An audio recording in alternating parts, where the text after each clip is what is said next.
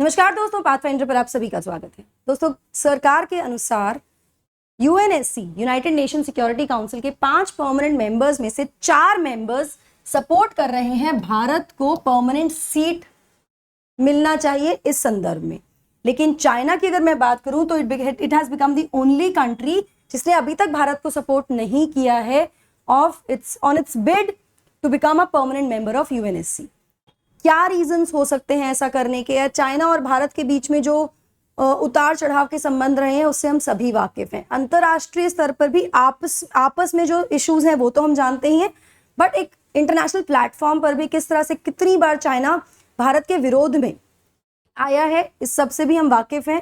इसके साथ साथ आज के सेशन में हम बात करने वाले हैं यूएनएससी के बारे में, डिटेल में मेंबरशिप को लेकर बात करेंगे। साथ में यूएनएससी के क्या फंक्शंस या रोल्स रिस्पॉन्सिबिलिटीज हैं, उन सभी के बारे में डिटेल में आज हम बात करेंगे। उससे पहले मैं आपको बता दूं कि काफी सालों से भारत, जर्मनी, जापान, ब्राजील और साउथ अफ्रीका कोशिश कर रहे हैं यूएनएससी में परमानेंट सीट हासिल करने की, परमानेंट मेंबर बनने के लिए। लेकिन जो यूएन का चार्टर है जिसके अंडर 6 ऑर्गन्स हैं, जिसमें यूएनएससी एक ऑर्गन है, उस चार्टर के अकॉर्डिंग जो परमानेंट मेंबर्स हैं उनके पास विशेष अधिकार है, वीटो पावर है किसी भी प्रस्ताव को लेकर। वो प्रस्ताव अगर एक्सपेंशन ऑफ मेंबरशिप है तो वो भी उसमें इंक्लूडेड है। मतलब अगर एक्सपेंशन की बात की जाएगी तो वो प्रस्ताव भी वोट के थ्रू पास होगा। और इसमें 5 मेंबर्स जो परमानेंट मेंबर्स हैं उनके पास वीटो का अधिकार है। नाउ वीटो एक विशेषाधिकार होता है जहां पर अगर मेंबर, कोई भी मेंबर इसको वीटो लगा देता है इस तरह के प्रस्ताव में, तो वो प्रस्ताव पारित नहीं होता है फिर। ठीक है, जहां एक तरफ 4 मेंबर्स बैक कर रहे हैं भारत की परमानेंट मेंबरशिप को, वहीं चाइना समय समय पर इसके अगेंस्ट खड़ा रहा है और कुछ ऐसी कंडीशंस ले डाउन कर देता है, ले आता है बीच में, जिनको मीट करना बहुत ही ज्यादा मुश्किल है। So China has the only country which has not yet supported India, जिसने अभी तक भारत को सपोर्ट नहीं किया है to become a permanent member of UNSC. अब ऐसा पहली बार तो नहीं हो रहा है, ऐसा पहले भी बहुत बार हुआ है जब चाइना और भारत आमने सामने आए हैं अंतरराष्ट्रीय पटल पर। एक समय ऐसा था जब पीएम मोदी ने टेररिज्म को सबसे बड़ा खतरा बताया था विश्व के लिए।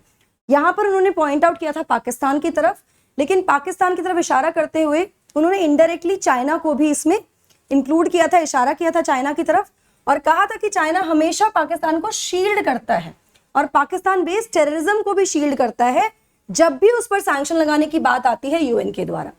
इस संदर्भ में चाइना ने ब्लॉक किए हैं sanctions against Pakistan terror group founder Jaish e Mohammed Masood Azhar 1 decade तक कम से कम। ये हम सभी वाकिफ हैं इस पूरे के पूरे मुद्दे से, जब तक कि 2019 में उसको अलग नहीं होना पड़ा अंडर इमेंस इंटरनेशनल प्रेशर। जब बहुत ज्यादा अंतर्राष्ट्रीय प्रेशर पड़ा उसके बाद 2019 में चाइना इससे अलग हुआ। इसके साथ साथ चाइना हमेशा से भारत की जो एंट्री है न्यूक्लियर सप्लायर्स ग्रुप में, उसके भी बीच में खड़ा हो जाता है। क्या करते हुए? टैग कर देता है पाकिस्तान की एंट्री को। मतलब अगर भारत को एंट्री मिलेगी तो पाकिस्तान को भी मिलनी चाहिए। जहां ऐसा किया जाता है वहां दूसरी तरफ हम सभी वाकिफ हैं कि पाकिस्तान को न्यूक्लियर आर्म्स या इस तरह की चीजें कौन सप्लाई करता है, कौन उसका मेन सपोर्टर है इसमें। चलिए, ये तो पास्ट की बात है। अगर प्रेजेंट की बात करें तो as per Chinese spokesperson, China support कर रहा है फिलहाल यूएनएससी रिफॉर्म्स को। जो यूनाइटेड नेशन सिक्योरिटी काउंसिल है उसमें जो भी बदलाव आने की प्रक्रिया है, जो भी बदलाव है, उसको लेकर चाइना की तरफ से एक सपोर्ट दिखाया गया है at present in the manner जिससे कि इंक्रीज किया जा सके यूएनएससी की अथॉरिटी को और उसकी एफिशिएंसी को। ये जो पूरा बॉडी है इसकी एफिशिएंसी, अथॉरिटी को और ज्यादा बढ़ना चाहिए, बढ़ावा देने के लिए। साथ ही जो प्रतिनिधित्व है उसको भी बढ़ावा मिलना चाहिए, जिससे कि जो डेवलपिंग कंट्रीज हैं वो भी वॉइस आउट कर सके, वो भी अपना मत रख सके, अपनी बात रख सके, चाहे वो छोटी हो या कोई मीडियम कंट्री हो, जिसकी वजह से उनको भी एक तरह से अपॉर्चुनिटी मिल जाएगी कि वो पार्टिसिपेट कर सकते हैं in the important decision making of the world. विश्व के जो भी इंपॉर्टेंट डिसीजंस हैं, जनरली बहुत सारी चीजें जो होती हैं यूएन के थ्रू होती हैं, राइट। जो भी मेंबर कंट्रीज है सब साथ में बैठकर डिसीजन लेते हैं। इसमें ऑफकोर्स जो मेंबर कंट्रीज है उनको ज्यादा प्रिविलेज मिलता है। तो अगर एक्सटेंशन किया जाता है यूएनएससी के सिक्योरिटी काउंसिल में और परमानेंट मेंबरशिप बढ़ाई जाती है, तो जो स्मॉल और मीडियम साइज कंट्रीज हैं, डेवलपिंग कंट्रीज हैं, उनका भी एक से होगा इन मेकिंग इंपॉर्टेंट डिसीजंस। ऐसा चाइना की तरफ से कहा गया है। इस संबंध में अगर भारत की बात करें तो भारत की इस समय हाईएस्ट प्रायोरिटी है कि भारत को परमानेंट मेंबरशिप मिले यूएनएससी की, जो एक्सपैंडेड यूएनएससी की बात कर रहे हैं, अगर रिफॉर्म आता है, मेंबरशिप बढ़ती है, तो भारत एक परमानेंट सदस्य होना चाहिए। ये इस समय भारत की प्रमुख, कह सकते हैं कि हाईएस्ट प्रायोरिटी है, राइट।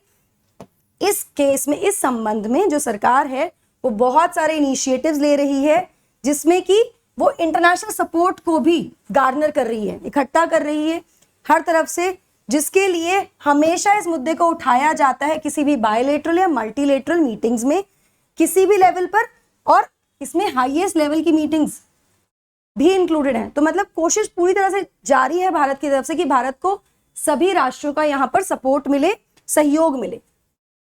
अगर यूएनएससी की बात करूं तो यूएनएससी की अगर मेंबरशिप की बात करें तो टोटल 15 मेंबर्स हैं यूएनएससी में, जिसमें 5 परमानेंट मेंबर्स हैं और 10 नॉन परमानेंट मेंबर कंट्रीज, जिसमें भारत भी एक कंट्री है, which are elected for 2 year term. 2 साल के लिए उनको चुना जाता है by United Nation General Assembly, ठीक है, यूएनजीए के द्वारा।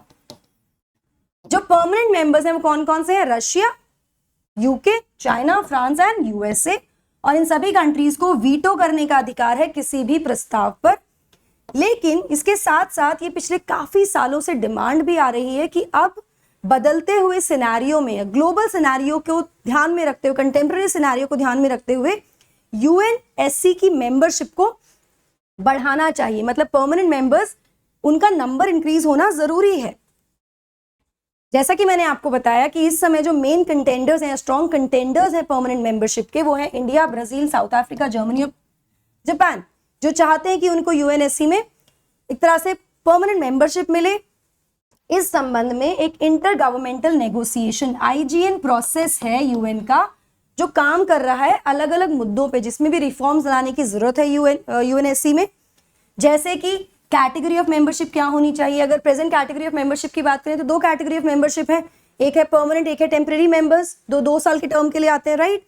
इसके अलावा जो भी मुद्दे हैं वीटो को पावर को लेकर, जैसा कि मैंने आपको बताया कि चाइना ने पहले भी कैसे किया है, किसी और देश के द्वारा भी जो वीटो लगाया जाता है उसको लेकर, साथ में रीजनल रिप्रेजेंटेशन को लेकर भी क्या चेंजेस आने की आवश्यकता है, इस पर ये आईजीएन काम कर रहा है।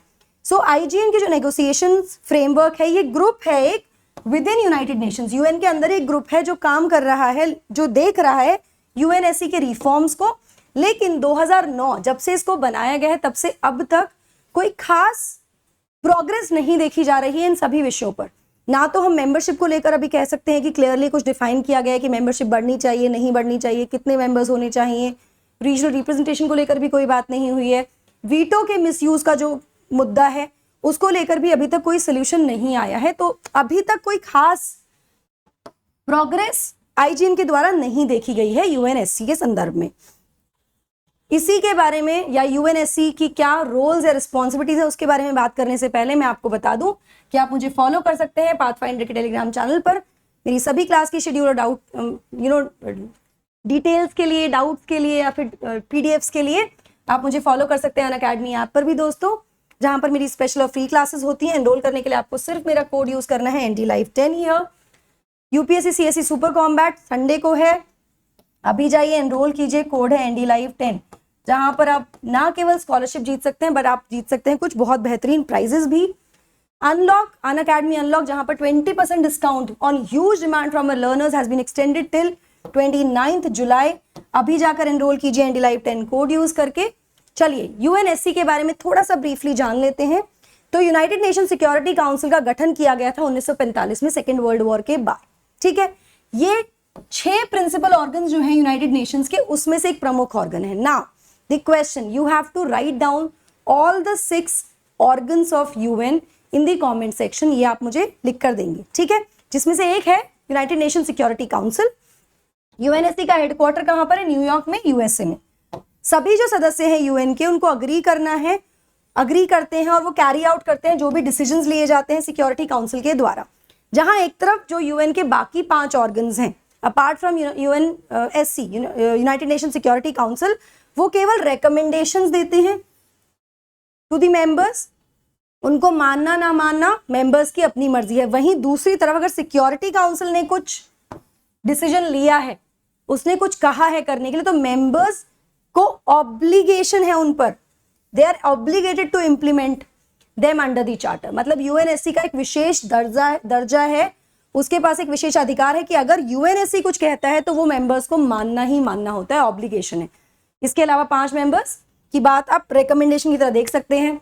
अगर फंक्शंस और पावर्स की बात करूं तो सबसे पहली चीज तो जैसा कि हमने शुरुआत में बात की कि अंतर्राष्ट्रीय पीस और सुरक्षा को लेकर ये काम करता है। इसी संदर्भ में सारी चीजें इंक्लूडेड है इसके रोल्स और फंक्शंस में। तो सबसे पहले है to maintain international peace and security, जो अंतर्राष्ट्रीय पीस है उसको मेंटेन करना और सिक्योरिटी को मेंटेन करना। किस तरह से, जो भी प्रिंसिपल्स और पर्पस है यूनाइटेड नेशंस के, साथ ही इन्वेस्टिगेट करना अगर कोई डिस्प्यूट ऐसी सिचुएशन आ जाती है जिससे कोई इंटरनेशनल कॉन्फ्लिक्ट या फ्रिक्शन हो सकता है, आपस में कुछ प्रॉब्लम आ सकती है, उसको इन्वेस्टिगेट करना, उसको रिजॉल्व करने की कोशिश करना, रेकमेंड करना कोई भी मेथड जिसमें एडजस्ट किया जा सके इस तरह के डिस्प्यूट्स में, या टर्म्स ऑफ सेटलमेंट, अगर दो राष्ट्रों के बीच में कोई अंतर्राष्ट्रीय फ्रिक्शन आ जाता है, प्रॉब्लम आती है, तो उसके लिए कुछ सेटलमेंट के टर्म्स को रेकमेंड करना, डिस्प्यूट को रिजॉल्व करने के प्रति काम करना, formulate plan for the establishment of system to regulate armaments, जो आर्म्स एंड एमिनिशंस हैं किसी भी देश के, उनको लेकर कैसे उनको स्टैब्लिश किया जाएगा, रेगुलेट कैसे किया जाएगा, ऐसे सिस्टम को स्टैब्लिश करना, प्लान करना।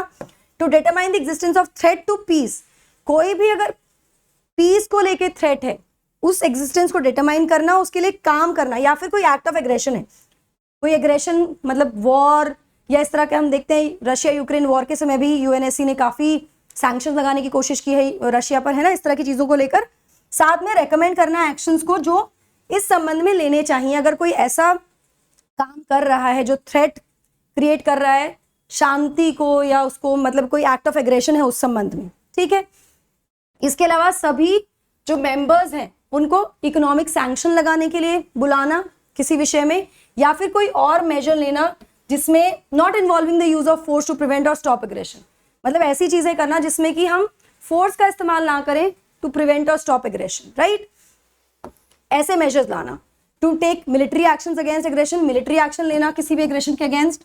To recommend the admission of new members, नए सदस्यों को एडमिशन अगर देना है मतलब उनको जोड़ना है, उसके लिए रिकमेंडेशन देना। To exercise the trusteeship function, United Nation के जो स्ट्रैटेजिक एरियाज हैं उसमें जो ट्रस्टीशिप का काम है वो किसके पास होता है, यूएनएससी के पास होता है। इसके साथ साथ एक और बहुत इंपॉर्टेंट रोल यूएनएससी को दिया जाता है, वो ये है कि वो रेकमेंड करता है जनरल असेंबली को, यूएनजीए को, for the appointment of secretary general जो होते हैं, ठीक है, उसके लिए। साथ ही यूएनजीए के साथ मिलकर इसका एक और प्रमुख उद्देश्य है, वो क्या है, टू इलेक्ट द जजेस of international court of justice. तो ये सारे फंक्शंस और रोल्स हैं जो यूएनएससी करता है। आई होप आपको यूएनएससी को लेकर थोड़ी क्लैरिटी आई होगी, और भारत के परमानेंट मेंबरशिप को लेकर जो अड़ंगा चाइना अड़ाने की कोशिश कर रहा है उसको लेकर भी थोड़ी क्लैरिटी आई होगी। अगर सेशन पसंद आए तो जरूर कमेंट में ND Live 10 लिखिएगा। So UPSC CSE notes 2.0 are now there live, जिसमें यूपीएससी मेंस क्वेश्चंस भी इंटीग्रेट किए गए हैं, टाइमलाइंस और माइंड मैप्स भी, कंटेम्प्रेरी इश्यूज को कवर किया गया है। अभी जाके एनरोल कीजिए। CSE श्योर प्लेटफॉर्म पर चल रहा है, जहां पर 2 साल या उससे ऊपर के सब्सक्रिप्शन पर अनअकैडमी आपको दे रहा है 1 साल का एक्सटेंशन। एनरोल करने के लिए आपको सिर्फ मेरा कोड यूज करना है। सब्सक्रिप्शन के लिए आप लोन का बेनिफिट भी ले सकते हैं विद 0% EMI। दोस्तों, वाई अनअकैडमी? अनअकैडमी आपको देता है widest choice of educators, unlimited views on lectures etcetera, इस तरह के बहुत सारे benefits along with the result that we are producing year after year. Legend wisdom series 20 तारीख से शुरू हो चुकी है, जहां पर सभी अनअकैडमी के जो दिग्गज हैं वो आपको गाइड करेंगे, डायरेक्शंस देंगे, ताकि आप अपना जो गोल है टू रीच लबासना वो अचीव कर सकें। बैचेस शुरू हो रहे हैं 28 जुलाई से, अभी जाकर एनरोल कीजिए। That's it from my side. अगर आपको सेशन पसंद आया हो, don't forget to like, share and subscribe to the channel. Also hit the bell icon so that you get notifications about our latest updates. और आप क्या सोचते हैं, चाइना का जो रुख है भारत के प्रति, इसका प्रभाव और कैसे हो सकता है, और क्या चाइना को वाकई में ऑब्स्ट्रक्ट करना चाहिए भारत की मेंबरशिप को? आपका क्या कॉल है, जरूर मुझे कमेंट सेक्शन में बताइए। Also don't forget to write ND Live 10 in the comment section अगर आपको सेशन बहुत अच्छा लगा हो तो। That's it from my side. God bless you.